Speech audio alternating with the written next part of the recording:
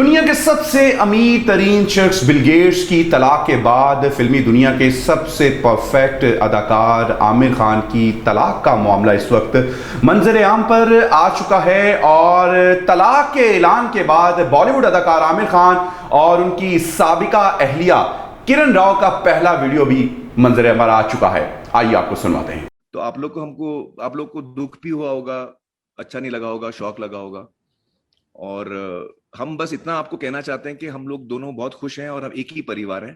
ہمارے رشتے میں چینج آیا ہے لیکن ہم لوگ ایک دوسرے کے ساتھی ہیں تو آپ لوگ ایسا کبھی مت سوچیے گا۔ اور پانی فاؤنڈیشن ہمارے لیے آزاد کی طرح ہے، جو ہمارا بچہ ہے آزاد، ویسے پانی فاؤنڈیشن۔ تو ہم لوگ ہمیشہ فیملی رہیں گے، اور آپ لوگ ہمارے لیے آپ دعا کریے، پرارتھنا کریے کہ ہم خوش ہوں۔ اور بس یہی کہنا تھا ہم لوگ کو۔ موہتی جی، آج کا شیتی چھاڑا شروع کرتے ہیں۔ اس بیان کے بعد تمام افواہیں دم توڑ چکی ہیں، کیونکہ حقیقت منظر عام پر آ چکی ہے۔ دنیا کا امیر ترین شخص بھی اپنی بیوی کو طلاق دے دیتا ہے، وہاں پیسے کا کوئی معاملہ نہیں ہے۔